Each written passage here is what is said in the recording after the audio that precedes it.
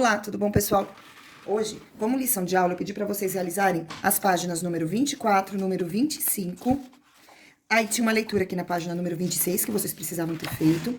Uma leitura na página número 27 e também os exercícios da página 28. Essa foi a nossa lição de aula de hoje. E agora eu vou realizar esses exercícios com vocês, certo? Então, primeiro exercício, localiza os números que estão dentro dos retângulos na reta numérica. Então, são esses retângulos aqui, nós vamos ter que localizar esses números aqui. Então, o primeiro valor, A igual a 5. Então, o número 5 na reta numérica está aqui, letra A. B, menos 2,5. Menos 2,5 vai estar entre menos 3 e menos 2. Portanto, ele vai ficar aqui no meio dos dois. Então, eu tenho aqui a letra B. C é igual a 0. O 0 está aqui. Então, aqui é a letra C. Menos 8 décimos. Menos 8 décimos é um pouquinho antes. Aqui eu tenho 1, é um pouquinho antes de chegar no menos 1. Então, aqui eu vou ter a letra D. E igual a menos 1. Então, menos 1 tá aqui. Esta é a letra E. Certo? A alternativa F, eu tenho 38 sobre 9. Eu vou efetuar essa divisão para saber onde é que eu vou procurar esse número aqui na reta numérica. Então, o número que eu faço vezes 9, que chega mais próximo do 38 e não passa, é o 4, e vai ser o 36. Aí, 38 tira 36, vai restar 2.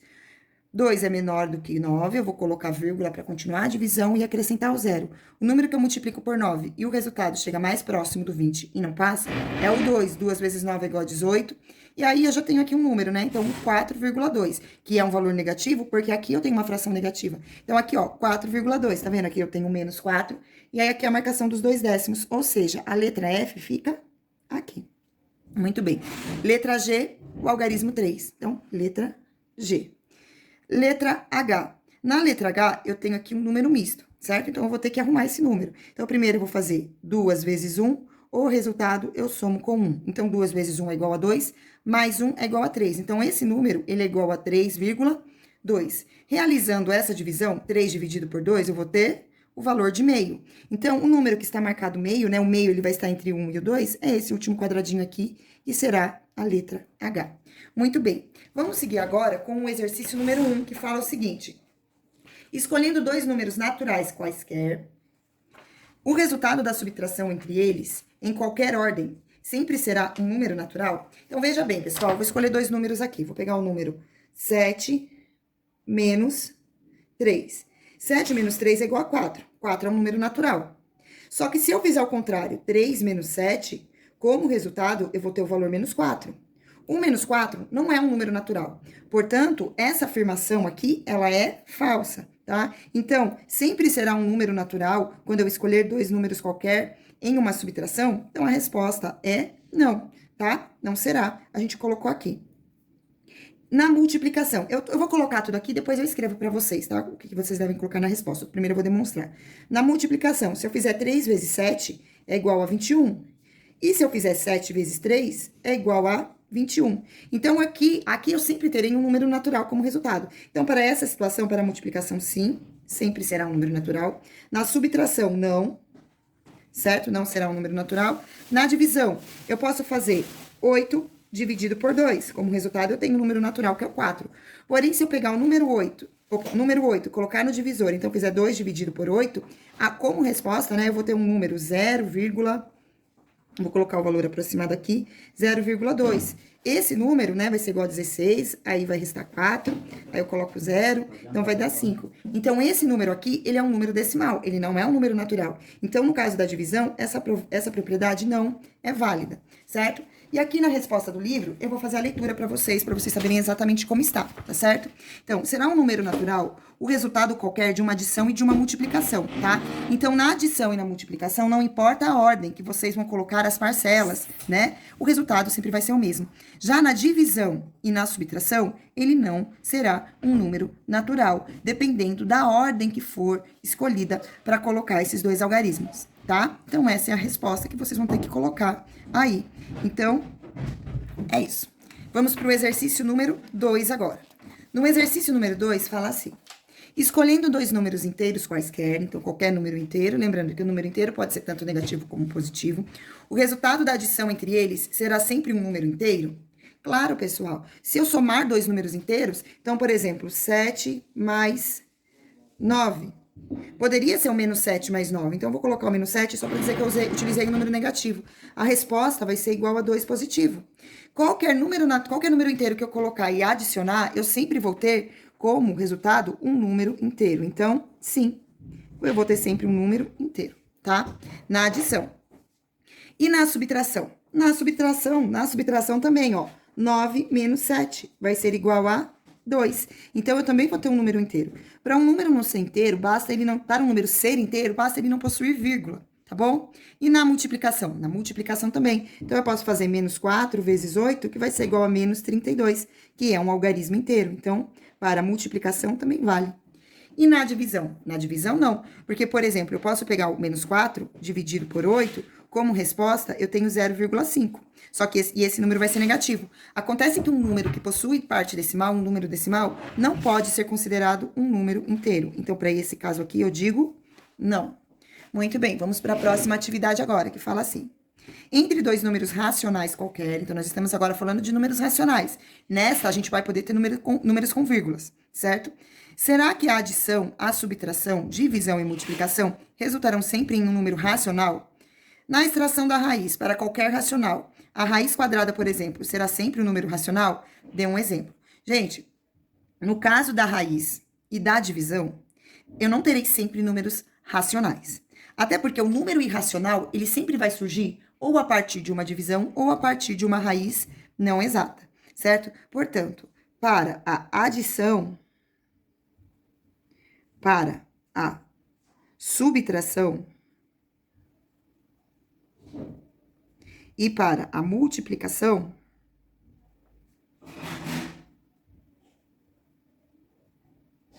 o resultado sempre será um número racional. Serão racionais, tudo bem? Racionais. No caso da divisão e da raiz, pode acontecer de não, tá? Então, no caso da raiz quadrada, deixa eu continuar com o número com letra de forma. No caso da raiz e da divisão, nem sempre serão. Não serão. Em alguns casos, eles não serão racionais, e sim irracionais, tá?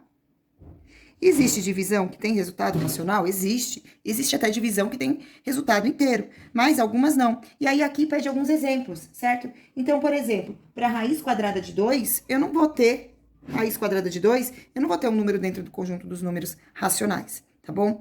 Um exemplo de divisão é do número π. Então, se eu pego o comprimento da circunferência e divido pelo seu diâmetro, então é uma divisão, eu vou ter aí um número irracional, tá certo? E aí, pessoal, tem uma conclusão desses exercícios, então vamos lá. Os números naturais. Então, os números naturais é fechado para. Então, quando é que eu sempre vou ter os números naturais? Então, na soma, quando eu somo dois números naturais, e na multiplicação. Então, quando eu multiplico dois números, multiplicação, quando eu multiplico dois números naturais, certo? Próximo, ele não é fechado, então nem sempre vai dar certo. Ele não é fechado para subtração. Então, quando eu realizo a subtração, eu não posso trocar a ordem dessas parcelas. E quando eu realizo a divisão, eu também não posso trocar a ordem das parcelas. Muito bem. No conjunto dos números inteiros. No conjunto dos números inteiros, ele é fechado para a soma, que eu tenho o resultado do número inteiro. Para a subtração, que eu também vou ter resultados como números inteiros. Já na multiplicação, eu também vou ter resultados, números inteiros. E aí, ele não é fechado, ele não vai funcionar na divisão. Na divisão, eu posso ter valores que não sejam números inteiros, tá? Agora, sobre os racionais. Então, os racionais, eles vão ser fechados, né, para a adição. Então, sempre que eu somar dois números racionais, eu vou ter dois números racionais. Na subtração, então, sempre que eu realizar a subtração de dois números racionais, eu vou ter um número racional. Sempre que eu realizar a multiplicação de dois números racionais, eu vou ter dois números racionais, certo? E aí, pessoal, quando que ele não é fechado, tá? Então, na radiciação, e qual que é a operação inversa da radiciação? Vai ser a potenciação, tá? Então, a potenciação e a radiciação, ele não é fechado, tá bom? Aqui, gente, essa lacuna, ela está aqui para divisão, tá bom? Mas aí, como eu já falei pra vocês que existem alguns casos que eu posso dividir dois valores e esses números são infinitos, eu não vou colocar aqui dentro desse contexto a divisão, tá bom? Depois nós vamos falar mais sobre isso. Muito bem, pessoal. Então, agora, seguindo aqui com as atividades, página número 28 é para assinalar verdadeiro ou falso. Então, alternativa A. O conjunto dos números naturais é fechado para a adição e para a divisão. Ele não é fechado para divisão, né? Ele é fechado para adição e para multiplicação. Então, essa daqui primeiro é falsa. Muito bem, vamos para a próxima. Como 8 e menos 2 são números inteiros e a divisão entre eles é menos 4, que também é inteiro, podemos afirmar que o conjunto dos inteiros é fechado para a divisão? Então, não é, né, pessoal? Porque, por exemplo, eu poderia fazer menos 2 dividido por 8, e esse número não seria um número inteiro. Então, resposta falsa. O conjunto dos números racionais é fechado para adição, subtração, multiplicação e divisão? Bom, gente, nesse caso eu vou considerar como verdadeira, tá bom? Depois nós vamos conversar melhor sobre isso. O conjunto dos números naturais não é fechado para não é, tá vendo? Não é fechado para multiplicação. Daí a necessidade de estendermos para o conjunto dos números inteiros. Falso, né? Isso não faz sentido. Não faz sentido nenhum. Vamos para o próximo.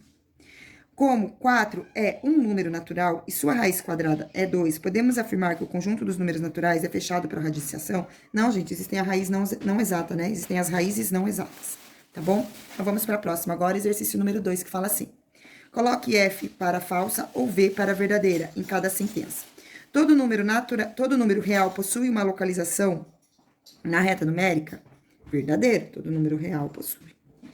O número irracional raiz quadrada de 2 está localizado entre os números naturais 2 e 3? Gente, é falso, né? Então, aqui ele vai estar localizado entre 1 e 2, certo? Então, essa daqui é falsa. C.